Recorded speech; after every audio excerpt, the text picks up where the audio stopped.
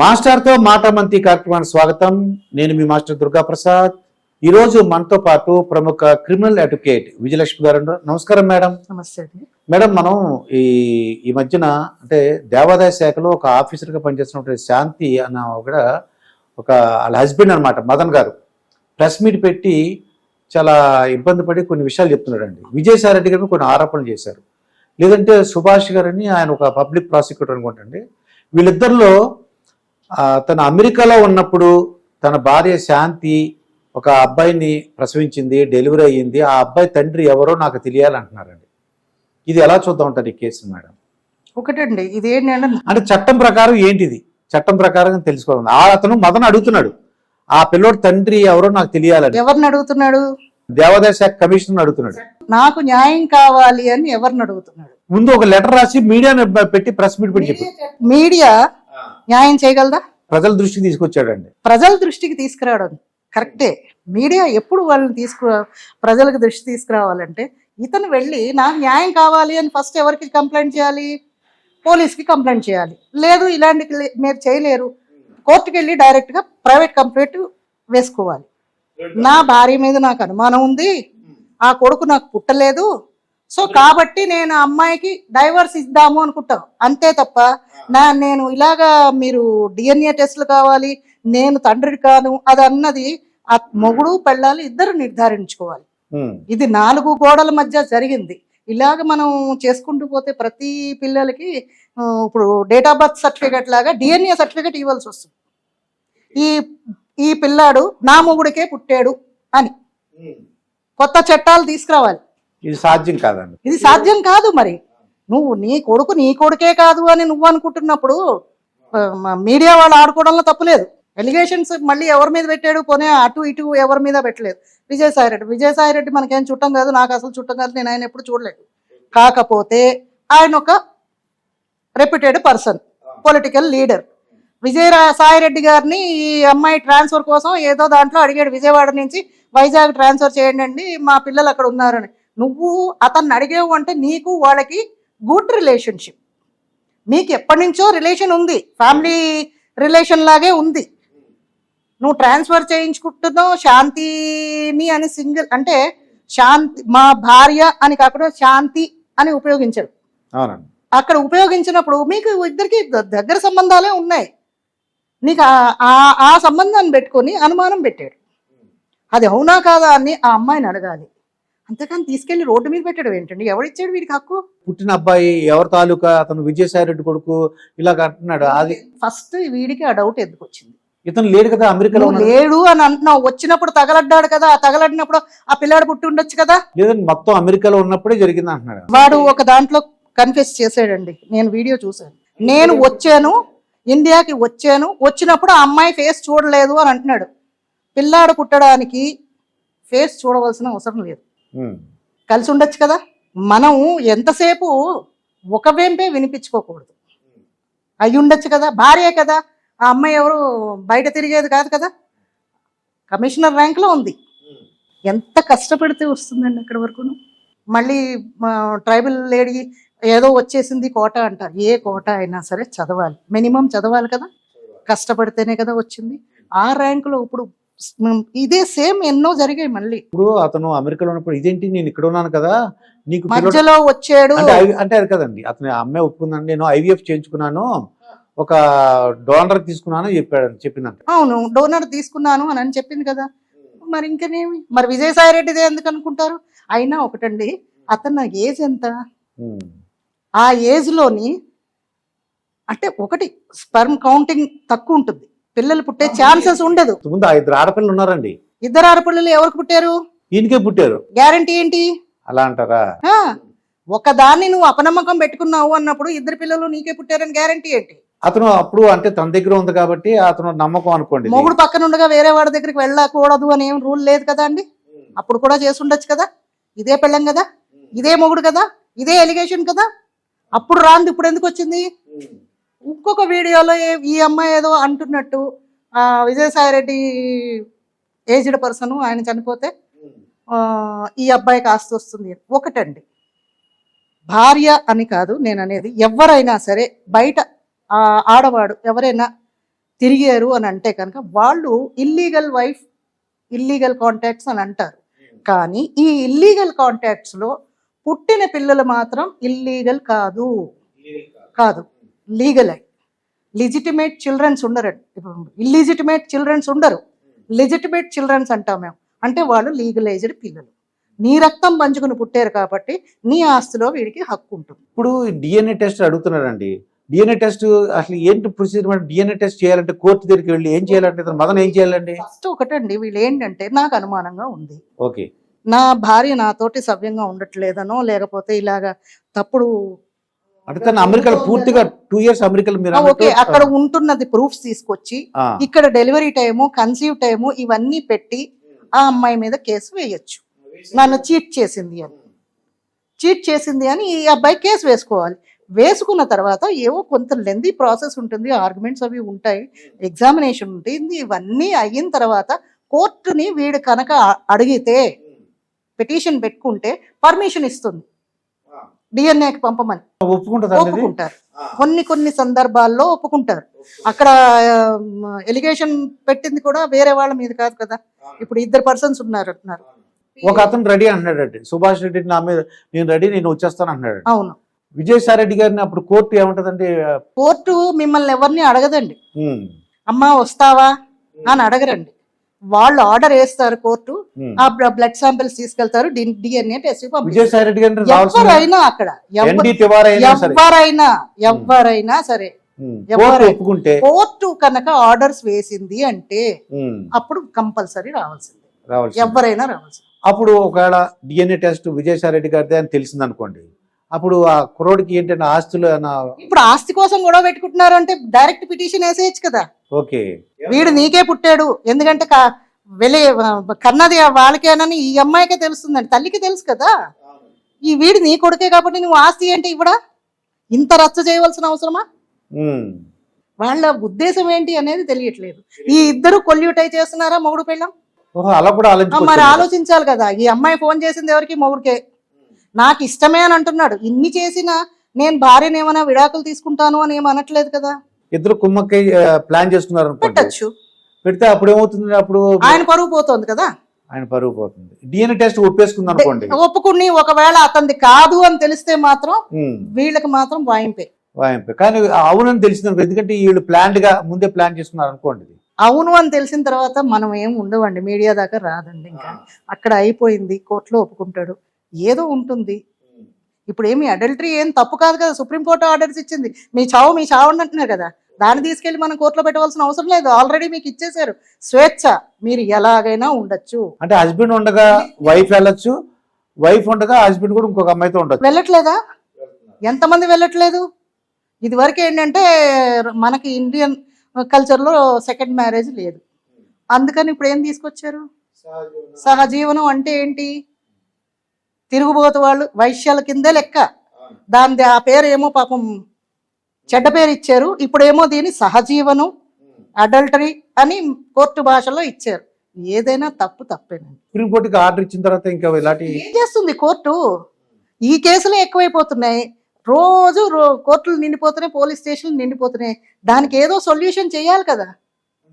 అందుకని ఇంకా తప్పు లేదురా బాబు అంటే కనీసం మరుగుగా అయినా చేస్తారు, లేకపోతే విచ్చలవిడిగా చేస్తున్నారు. అది దానికోసం ఏదో ఇచ్చింది. కొంతమంది పాపం ఇలాంటి వృత్తిలో ఉన్న వాళ్ళకి ఇదేదో మేలుకోరు ఉంటుంది కదా అని అనుకుంటే ఇంట్లో తిని కూర్చుని అరగని వాడు కూడా రోడ్లు ఎక్కుతున్నారు. ఈ ఒక చట్టం పట్టుకొని మాకు సహజీవనం అనేది supreme court orders, supreme court guide lines ఇచ్చినందుకు వీళ్ళందరూ విచ్చలవిడిగా తిరుగుతున్నారు కదా, అది వీళ్ళ కోసం ఇచ్చింది కాదండి. వేరే ఈ వృత్తి మీద ఆధారపడిన వాళ్ళకి ఆ రైట్స్లోని పట్టుకుని వాళ్ళని చితకొట్టకుండా ఉండడానికి పనికొస్తున్నారు. వాళ్ళ ఉద్దేశంతో ఇచ్చారన్నమాట. ఇప్పుడు ఇదివరకంటే లాడ్జిల మీద హోటల్ మీద రైడ్ చేసినప్పుడు ఎవరో ఒక అబ్బాయి అమ్మాయి ఉన్నారనుకోండి, ఇది వాళ్ళ మీద ఏమో కేసు ఉండేది. ఇప్పుడు ఏమో లేనట్టుగా దీన్ని పెట్టి నాకు అర్థమైంది, కేసులు లేవు, పీటా కేసులు లేవు. అంటే వాళ్ళిద్దరూ మైనర్లు కాకుండా మేజర్లు అయితే ఒక అబ్బాయి ఒక అమ్మాయి హోటల్లో ఎక్కడున్నా మేజరు మైనరు ఎప్పుడో తెలిసినండి ఇది తప్పు అని మనం పోలీస్ స్టేషన్కి వెళ్తేనే, అలాగ కానప్పుడు ఇంకా ఇష్టం. మేజర్ మెయిన్ ఎక్కడుందండి? మనం చూస్తున్నాం కదా, 6 నెలల పిల్ల దగ్గర నుంచి రేపు చచ్చిపోతుందన్న ముసల్దాన్ని కూడా వదిలిపెట్టట్లేదు. 90 ఏళ్ల ముసలిదానికి కూడా సెక్యూరిటీ లేదు. మరి ఎందుకు ఈ పరిస్థితి వచ్చిందంటారు మేడం? ఎందుకు వచ్చింది అంటే ఇవన్నీ చూస్తుంటారు కదా మీడియా, మీ మీడియా చూపిస్తుంది కదా, సెల్ ఫోన్లో ఒకటి వచ్చింది, సెల్ ఫోన్లు అన్నింటిలోని మీడియాలోని ఏంటంటే ఇప్పుడు చిన్నపిల్లలే ఉన్నారు, వాళ్ళకి యాంగ్జైటీ ఉంటుంది. ఇది ఏంటి జరుగుతుంది, ఇది చూస్తున్నాం, ఇదేదో చెయ్యాలి. ఇప్పుడు మనం పెట్టని వస్తువు వాడు ఏదో కూడా చూస్తాడు, వాడికి అది తినాలనిపిస్తుంది. అవునండి. ప్రతి దాంట్లోని యాడ్స్లో కూడా ఇవే ఉంటున్నాయి, అన్నీ కామన్ అయిపోయింది. వాటిని అరికడితే ఇవి జరగవు. ఈ మదనార్థం ఏంటి అసలు చేసిన తప్పు ఏంటంటారు? అసలు ఇతను చేసిన తప్పు ఏంటంటే మీడియాని ఆశ్రయించాడు. అలా కాకుండా ఆ అమ్మాయిని మాట్లాడి నీకు ఇష్టం లేదు అంటే నువ్వు విడాకులు ఇచ్చేయి, అంతేకాని ఆ అమ్మాయిని రోడ్డు మీదకి తీసుకురావాల్సిన హక్కు నీకు ఎవడిచ్చాడు? అసలు నీకు నచ్చలేదు, నీ పెళ్ళం చెడిపోయింది అని అంటున్నావు కదా, అంతే కదా అండి. ఇప్పుడు ఇంత రచ్చ చేసాడు అంటే నీ పెళ్ళం చెడిపోయింది అనే నువ్వు ఒప్పుకుంటున్నావు కదా. నువ్వు ఇండైరెక్ట్లీ కావు, డైరెక్ట్లీ అవు. నా పెళ్ళం శీలాన్ని నేను శంకిస్తున్నాను, నీకెవడిచ్చాడు అసలు రైటు? నేను లండన్లో చదువుకుని వచ్చాను, ఆస్ట్రేలియాలో చదువుకుని వచ్చాను కాదు. ఫస్ట్ ఇక్కడ కొన్ని సెక్షన్స్ మారాయి, యాక్ట్స్ వచ్చాయి, చట్టాలు వచ్చాయి, దాన్ని చూసుకోవా? తర్వాత మేడం ఈ మదన్ అతను డిఎన్ఏ టెస్ట్ అడుగుతున్నాడు కదా, డిఎన్ఏ నిర్ధారించబడినప్పుడు ఈ శాంతి గారి పర్మిషన్ లేకుండా డిఎన్ఏ టెస్ట్ కోర్టు ఒప్పుకుంటుందండి? ఇంత ఎలిగేషన్ అయ్యాక, ఇంత రచ్చ వచ్చిన తర్వాత కోర్టు ఎవడ పర్మిషన్ కాదని, కోర్టుకి కొన్ని రూల్స్ అండ్ రెగ్యులేషన్స్ ఉంటాయి. వాళ్ళ పరిధిలో వచ్చింది అంటే ఎవడ పర్మిషన్ అడగదు, పంపించేస్తుంది. పంపిస్తారండి. అంటే శాంతి గారి పర్మిషన్ అవసరం లేదు, ఎవరి పర్మిషన్ అవసరం లేదు. అంటే ఇలాగా అతను మదన్ అతను పెట్టుకున్న పిటిషన్ పెట్టాలి, అతను పెట్టాలి. అసలు ఫస్ట్ చేయవలసింది అది. చేయకుండా ఇవన్నీ ఏంటంటే ఇవి షార్ట్ కట్స్ ఉపయోగిస్తున్నాడు. ఈ షార్ట్ కట్స్ లో నీకు న్యాయం జరగదు. నిజంగా నువ్వు న్యాయం కావాలని అనుకుంటే కోర్టుకు వెయ్యి. నా పెళ్ళం మీద నాకు అనుమానంగా ఉంది, ఆమె ప్రవర్తన బాగోలేదు, నన్ను చీట్ చేసింది, నేను ఊర్లో లేనప్పుడు కన్సీవ్ అయింది, ఫలానా వాడికి అన్నది అని నువ్వు పెట్టు ఎలిగేషన్. దాన్ని ఎలిగేషన్ అంటాం. నిర్ధారణ కాలేదు, రుజువు అయ్యేదాకా మేము దాన్ని చట్టం దగ్గరే ఉంచుతాం. రుజువు అయిన తర్వాత నువ్వు పేపర్కి ఇచ్చుకున్నా బాగుండేది. అసలు ఎందుకు బయటకు వచ్చారండి? ఆ శాంతి అన్న ఆవిడ ఎందుకు ప్రెస్ మీట్ పెట్టి ఇతను 30 crores అడిగాడటండి. 10 crores ఏమో పెద్ద పిల్లకి, 10 crores ఏమో ఇంకోటి, 10 crores తనకి. 30 crores అంటే ఇదేంటంటే నువ్వు విజయసాయిరెడ్డితో ఉన్నావు కాబట్టి ఒక 100 crores అని నువ్వు సంపాదించి ఉంటావు. అలాగా ఆవిడ జాబ్లో జాయిన్ అయ్యి 4 years అయిందట. అది చెప్తున్నాను కదా, వీడు కావాల్సింది ఏంటంటే డబ్బు కోసం ఇలాగా ఆ అమ్మాయిని బ్లాక్మెయిల్ చేసి ఉండొచ్చు. అది ఒకటండి, ఆ అమ్మాయి విజయసాయి రెడ్డి గారు అని నేను అన్నాను, ఎవరితోటైనా ఆ అమ్మాయికి ఫిజికల్ రిలేషన్షిప్ ఉండొచ్చు, అది ఆ అమ్మాయి ఇష్టం. ఆ అమ్మాయికి కొన్ని హక్కులు ఉన్నాయి, ఎవరితోటైనా సహజీవనం చేసే హక్కు ఉంది. పిల్లలు కూడా కనొచ్చు అనమాట. వెళ్ళినప్పుడు పిల్లలు ఎందుకు కనకూడదు? నాకు పెంచే స్తోమత ఉంది అని అన్నప్పుడు కంటారు, ఎవరిని అడిగి కనవలసిన అవసరం లేదు. ఇది ఎంతవరకు అంటే గుమ్మం లోపల ఉన్నప్పుడు సంసారం అండి, ఇది గుమ్మం బయటకు వెళ్ళిపోయిన తర్వాత ఇంకా అది సంసారం కింద లెక్క రాదు. అది అంటే డిఎన్ఏ సుభాష్ అతను ఏంటంటే నన్ను ఓకే నేను రెడీ, నేను ముందుకు వస్తాను. విజయరెడ్డి సార్ గారు అంటలేదు అంటారు మీడియా వాళ్ళు. ఆయన వచ్చి నాకు సంబంధం లేదు, నన్ను కూడా డిఎన్ఏ టెస్ట్ చేసుకోండి అని ఎందుకు అంటలేదు అంటారు వీళ్ళు మీడియా వాళ్ళు. వాళ్ళకి ఏం సంబంధం ఉందో మనకు తెలియట్లేదు కదా. వీళ్ళ మాటల్లో మనం చూసాం కదా, విజయసాయి గారిని నేను ట్రాన్స్ఫర్ అడిగాను విజయవాడ నుంచి, అది అంత ఆషామాషి కాదు అని అన్నారు. విజయసాయి రెడ్డిని ఎందుకు అడగాలి? నీకు అతనికి ఈ అమ్మాయికి అనుమానం ఉన్నప్పుడు నువ్వు నిజంగా కరెక్ట్ పర్సన్ అయితే అతన్ని ఎందుకు అడుగుతావు? ఇంకెవరు ఊర్లో లేరా మినిస్టర్స్? వేరే వాళ్ళని అడగచ్చు కదా, ట్రాన్స్ఫర్ కోసం అర్జీ పెట్టుకోవచ్చు కదా. నా పిల్లలు అక్కడ ఉన్నారు, లేకపోతే మా అత్త మామ ఓల్డ్ ఏజ్ వాళ్ళు, వాళ్ళని నేను చూడాలి అని ఈ అమ్మాయి పెట్టుకోవచ్చు కదా. ఆయన్ని ఎందుకు అడగాలి? ఎందుకంటే ఆయన ఫ్రెండ్. అది అదొకటి విశాఖపట్నం ఇన్ఛార్జిగా ఉండేవారట. అదే చెప్తున్నాను, ఏది what ever it may be, ఆయన తోటి వీళ్ళకి గుడ్ రిలేషన్షిప్ ఉంది. సో అది ఇలాగ యూస్ చేసుకున్నాడు, లేదు ఆ అమ్మాయి ఏదో యూస్ చేసుకుంది అనుకోండి, అది వాళ్ళ ముగ్గురు కూర్చొని మాట్లాడుకోవాలి అంతే తప్ప ఆ అమ్మాయిని ఇప్పుడు అసిస్టెంట్ కమిషనర్ ర్యాంకులో ఉంది. ఇప్పుడు వీళ్ళు ఇద్దరు కలిపి, ఇప్పుడు విజయసాయి రెడ్డి గారు ఆడుకున్నాడా లేదా మనం పక్కన పెడదాం, మొగుడు ఆడుకుంటున్నాడు, అందరూ ఆడుకున్నట్టే కదండి ఆ అమ్మాయి జీవితంతో. ఇప్పుడు ఆ అమ్మాయి ఈ జాబ్ కంటిన్యూ చేయగలదా? ఇది క్వశ్చన్ మార్క్. అయితే మేడం ఫైనల్ గా ఇది ఎలా దీనికి సొల్యూషన్ ఎలా తీసుకొద్దాం అంటారు? ఇప్పుడు ఇంత మీరు విన్నారు మొత్తం కేసు, మదన్ ఏమని చెప్తున్నాడు, శాంతి గారు ఏం చెప్తున్నారు, విజయ్ సార్ ముగ్గురు కూడా ప్రెస్ మీట్ పెట్టారు. ఆ మదన్ ఇప్పుడు కేసు final గా పెట్టలేదు ఇప్పుడు కాబట్టి అక్కడ అన్యమైంది పిల్లలు. ఆ, ఆ, పిల్లలు పిల్లలు ఆ ఇద్దరు ఆడపిల్లలు, మరి ఆ పెళ్లిళ్ళు ఎలాగ ఆవిడ గోడ పడుతుందండి, ఇద్దరు పిల్లలు ఎలా పోషించాలి, రచ్చరచ్చ అయిపోతుంది. ఆ పిల్లోడు ఒకడు ఉన్నాడండి. అయిపోయింది, రచ్చ అయిపోతుంది అంటే అయిపోయింది. ఇలాంటి పనులు ఏమైనా నిజంగా చేస్తారు అన్నప్పుడు చేసేటప్పుడు ఆలోచించుకోవాలి ఏం జరుగుతుంది అని. అది నేను అంటే వాళ్ళని మనం సంజాయించలేము, వాళ్ళని సర్ది చెప్పలేము అని అన్నప్పుడు ఇలాంటి పనులు చేయకూడదు. అంటే ఇప్పుడు అది చేశారు కాబట్టి ఈ ముగ్గురికి సొల్యూషన్ ఏమైనా చెప్పగలరా ఏంటి అసలు? మనం ఎట్లా చెప్తామండి సొల్యూషన్? మీరు భలే అడుగుతున్నారు నన్ను. అయ్యో, అంటే మరి ఏదో సొల్యూషన్ రావాలి కదా అసలు. సొల్యూషన్ ఏంటి? ఆ అమ్మాయితోటి అనుభవించిన వాళ్ళు ఉన్నారు, అమ్మాయి అనుభవించింది, అలిగేషన్ పెట్టిన వాడు ఉన్నాడు, పిల్లలు బాధితులు, వాళ్ళు తలుచుకోవాలి. కానీ మీరు నన్ను అడిగితే నేనేం చెప్తాను? మీరు ఏం చేయలేరు, నేను ఏం చేయలేను. అది కోర్టుల్లోని ఇతను పిటిషన్ వేయలేదు కాబట్టి, కేసు పెట్టలేదు కాబట్టి వెంటనే శాంతి గారు వెళ్ళి నన్ను ఇలాగా బయటకు తీసుకొచ్చి పరువు తీసేయడు కాబట్టి నాకు ఏదో ఒక సొల్యూషన్ కావాలి అనుకుని పిటిషన్ దాఖలు చేసుకోవాలి కోర్టులో పిటిషన్ దాఖలు వెయ్యాలి. వేసుకోకుండా ఇవేమి కామ్గా ఉండేవి కాదండి. ఇప్పుడు మదన్ అతను వేయచ్చండి కోర్టులో పిటిషన్. ఏమని వేస్తాడు? నాకు విడాకులు కావాలని వేస్తాడా? ఈమె చరిత్ర బాగోలేదని వేస్తాడా? వాడికి కావాల్సింది ఏంటి? 4 కోట్లు 3 కోట్లు కావాలండి. కోట్లు వచ్చేస్తే నీకు ఆ అమ్మాయి శీలం వచ్చేస్తుందా?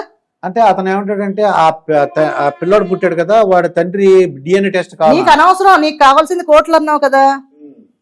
అంటే కోట్లు ఇచ్చేస్తే ఆ అబ్బాయి DNA టెస్ట్ అక్కర్లేదా? కోర్టు ఇలాంటి వాళ్ళని చెంప వాయిస్తుంది. నువ్వు ముందేమో DNA కావాలంటావు, తర్వాత నీకు కోర్టులు వచ్చేసాక అవసరం లేదు కేసు విత్డ్రా అవుతాను అని అన్నారు అనుకోండి, విత్డ్రా అయ్యే ఛాన్స్ కూడా ఉండదు. కోర్టు కొన్ని కేసెస్ ఏంటంటే కంటిన్యూ అవ్వాలి. మధ్యలో నేను కాంప్రమైజ్ అయ్యాను అంటే పళ్ళు రాలగొడుతుంది కోర్టు. ఒకవేళ ఈ DNA టెస్ట్ అన్ని మన ఏంటో ఊహ అనమాట ప్రజల గురించి. DNA టెస్ట్ ఓకే అయింది అనుకోండి, ఇది దాంట్లో విజయసాయి రెడ్డి గారు ఓకే అవదండి మాకు తెలిసి, ఎందుకంటే అది చాలా ప్రాసెస్, అది చాలా ప్రాసెస్. అది ఒకవేళ అదే చెప్తున్నా, ఒకవేళ అంతవరకు వెళ్ళిందే అనుకోండి, విజయసాయి రెడ్డి గారి అబ్బాయిని తెలిసింది అనుకోండి, ఆ తర్వాత వాళ్ళు చూసుకుంటారు. వాళ్ళ కోర్టులు ఆస్తులు అన్ని వాళ్ళవన్నీ వస్తాయి. అప్పుడు మనకి ఎవరు చెప్పరండి, మీరు నా దగ్గరికి రారు, వాళ్ళు మీ దగ్గరికి రారు. ఫైనల్ గా ప్రజలందరికీ ఏం చెప్తారు? ఇటువంటి కేసులు రిపీట్ అవ్వకుండా, పునరావృతం కాకుండా. రిపీట్ అవ్వకుండా ఉండడం అంటే రిపీట్ అవ్వకుండా ఉండవండి. ప్రతి గవర్నమెంట్ ఆఫీసర్స్ తోటి ఇలాంటి ఎలిగేషన్స్ అవుతూనే ఉన్నాయి. ఇందులో ప్రతి దాంట్లోని ఎవరో ఒక లేడీ ఆఫీసర్స్ బలి అవుతూనే ఉన్నారు. మనం గతంలో కూడా చూసాం. ఇప్పుడు శాంతి, ఆవిడ కుటుంబంలో అశాంతి, అంతే. ఆవిడ కుటుంబం మాత్రం అశాంతి పాలు అయిపోయింది. ఆవిడ పిల్లలు ఏంటంటే వీడేదో చూస్తాడని మనం అనుకుంటున్నాం. మొగాడు ఎప్పుడు కూడానండి, మిమ్మల్ని తప్పుగా మీరు అనుకోకండి, మగవాడు పిల్లలు బాధ్యత తీసుకున్నాడు అనేది చాలా రేర్ కేసెస్. ఏది ఉన్నా సరే ఆడదే భరించాలి. ఆ పిల్లల్ని అమ్మాయి పెంచుకోవాలి. ఈ ఉద్యోగం చేయడానికి చాలా కష్టం. ఎందుకంటే ఇప్పుడు ఈ అమ్మాయి ఇలాంటిది అని తెలిసింది అని అంటే ఆ అమ్మాయిని అదొక రకంగానే చూస్తారు, కానీ ఆమెను ఆఫీసర్గా చూడరు. వాల్యూ ఉండదు. క్రిమినల్ అడ్వకేట్ విజయలక్ష్మి గారితో జరిగిన ఇంటర్వ్యూ. మరొక ఇంటర్వ్యూతో మీ ముందుంటాను. మీ మాస్టర్ దుర్గా ప్రసాద్. నమస్కారం మేడం.